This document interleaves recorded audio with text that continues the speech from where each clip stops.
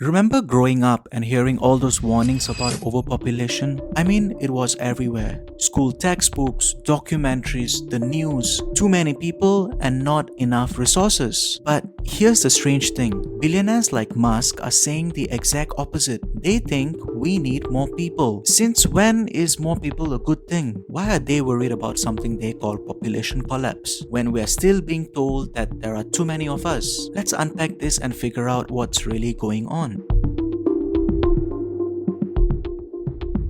Let's start with this. Musk has been warning about something he calls population collapse. He says it's a huge risk for the future. Here's why. In the 1950s, the average woman had about 5 kids. Today, it's less than 2. And in some places like Japan or Singapore, it's even lower. When people stop having kids, populations shrink. And that's not just a problem for families, it's a problem for economies. Fewer workers, fewer customers, less growth. And billionaires like Musk, Bezos or Gates, they are not just worried about what happens next year, they think in decades. They see a shrinking population as a roadblock to progress, innovation, and all the things that drive the world forward. Now let's talk about why population growth matters to businesses. Think of it this way. More people mean more workers. More people mean more customers. It's a cycle that drives the economy forward. Imagine you're the owner of a restaurant and you're hiring a chef. If only 10 chefs apply, you'd have to offer a competitive salary or really good benefits, maybe flexible hours or free meals to attract the best talent. But if 100 chefs apply, you don't have to work as hard. You can sit back, choose the most qualified chef and offer a lower salary because there's so much competition. The more chefs lining up for the job, the easier it is for you to save money on their pay. Being a restaurant owner gets a lot simpler when there are too many chefs fighting for the same position. Think of Amazon. The more people shopping online, the more products they sell. That's how they grow their business. But it's not just about selling things, it's also about hiring workers. Take their warehouse jobs for example. If a lot of people are willing to work in their warehouses, Amazon doesn't need to offer high wages. They can keep pay low because someone will always take the job. The same goes for the tech positions like software engineers. If hundreds of qualified engineers are applying, Amazon can hire top talent without offering sky-high salaries. The more people competing for both warehouse and tech jobs, the easier it is for Amazon to keep labor costs low while their business keeps growing. And here's the thing, this isn't just Amazon. It's Tesla, it's Starbucks, it's Walmart. More people keep the wheels turning. It's the fuel that keeps the engine running.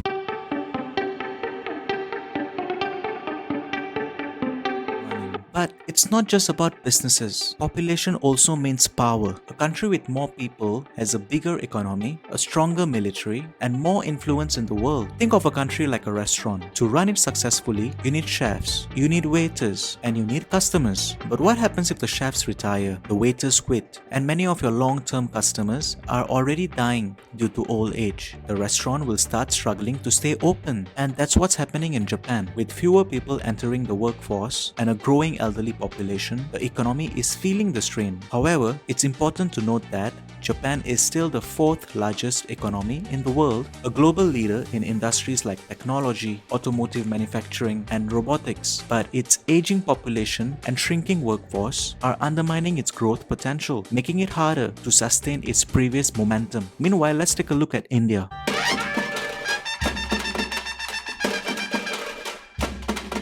In 2023, India officially overtook Japan to become the world's 3rd largest economy by GDP. Why? Because India's population isn't just huge, it's young and growing. More people means more workers, more consumers, and more innovation. India's population is like a rocket booster to its economy. But India isn't without its own challenges. Issues like infrastructure gaps, income inequality, bureaucracy, and education disparities could slow down its growth in the short term. These roadblocks might mean that India's full economic potential is delayed. However, growth is inevitable. India's rise as an economic superpower isn't a matter of if, it's a matter of when. Will it take 10 years, 20 years, or 100 years? Billionaires see this trend. They understand that countries with growing populations hold the keys to the future, while those with shrinking populations risk falling behind. For them, a country's economic power is directly tied to its ability to fuel their businesses on a global scale. Alright, let's talk about space.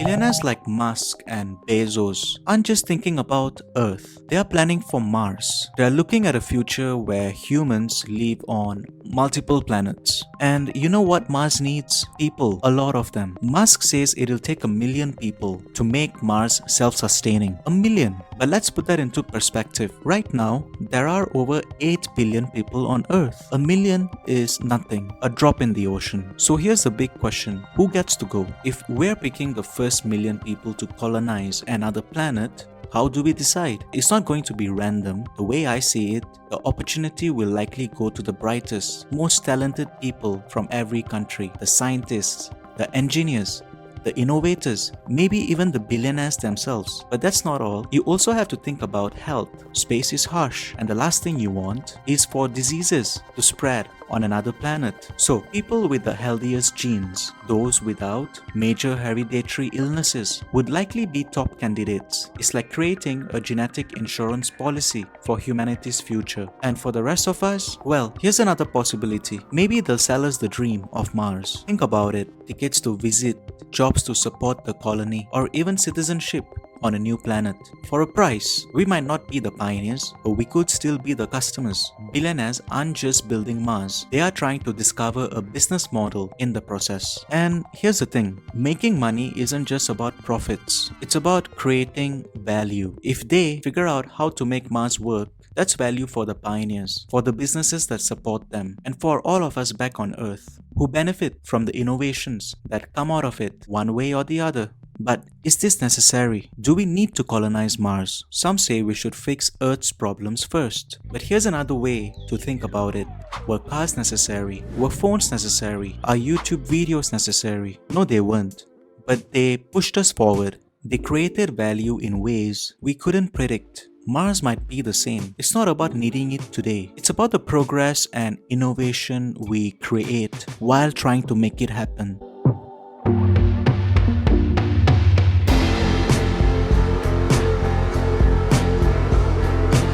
Billionaires like Musk, they are imagining things we can't even picture yet. And whether we agree with them or not, their ambition could most likely change all our lives for the better. That's how they became billionaires in the first place, by creating businesses that benefit people on a large scale. But here's the big question. Can Earth handle more people? Let's break it down. We already produce enough food to feed 10 billion people. But food isn't the only thing we need. What about water, energy, space to live?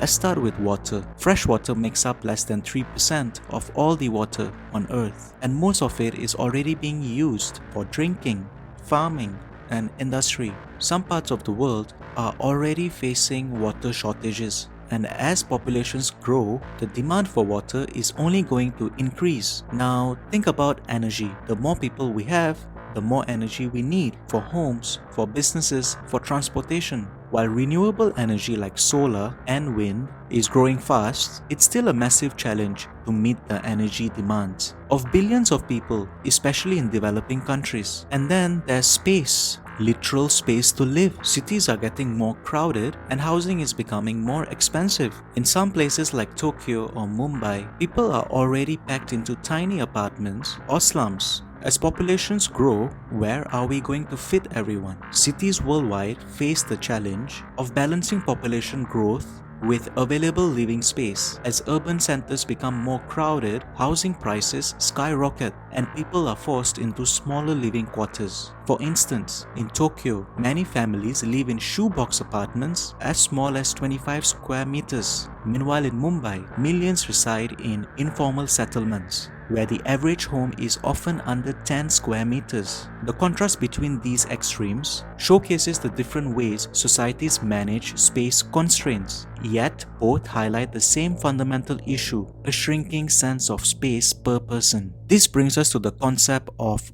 quality of life and how societies determine a minimum standard. Should a person have access to not just shelter, but also dignity, comfort, and basic amenities? The disparity between countries is striking. For example, in the United States, the average apartment size is around 90 square meters, even in urban areas. In Hong Kong, the average apartment size is closer to 45 square meters for middle-income families, while coffin homes for the poorest measure less than 2 square meters. Compare this to rural France, where homes often exceed 120 square meters, reflecting cultural and economic priorities. The disparity in living conditions raises an important question. How do we determine the minimum acceptable standard of living for a rapidly urbanizing world? Should it be based solely on square footage, or should factors like access to natural light, green spaces, and community integration play a bigger role? Urban planners and governments must grapple with these questions as they attempt to accommodate growing populations without sacrificing quality of life. And as space continues to shrink, these decisions will have long-lasting implications for how and where we live. But here's the thing, it's not just about us. Humans aren't the only species on this planet. We share this world with millions of other creatures, animals, plants, and ecosystems that have existed for millions of years. And every time we expand cities, build roads, or take more farmland, we are pushing them out. When we cut down a forest for housing or pollute a river to make room for factories, we are not just taking resources, we are taking habitats. And the truth is, we need these ecosystems too. Forests clean the air we breathe, oceans regulate the climate, bees pollinate the crops that feed us. If we push these systems to collapse, it's not just animals that suffer, it's all of us. So the challenge isn't just about finding enough space for people, it's about finding a way to live alongside the other species that make life on Earth possible. We're not the only ones with a right to this planet. Maybe that's the next big problem we have to solve: how to bring growth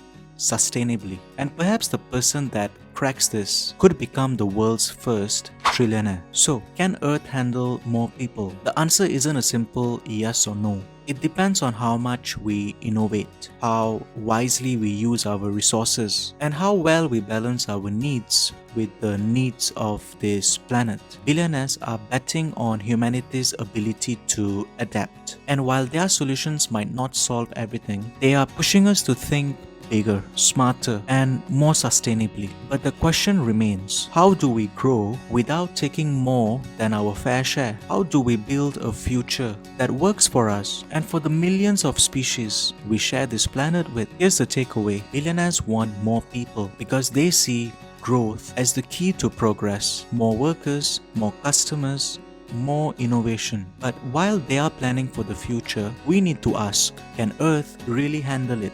Or do we need to rethink what growth looks like? Let me know what you think in the comments. And hey, if this gave you something to think about, share it with someone who needs to hear it.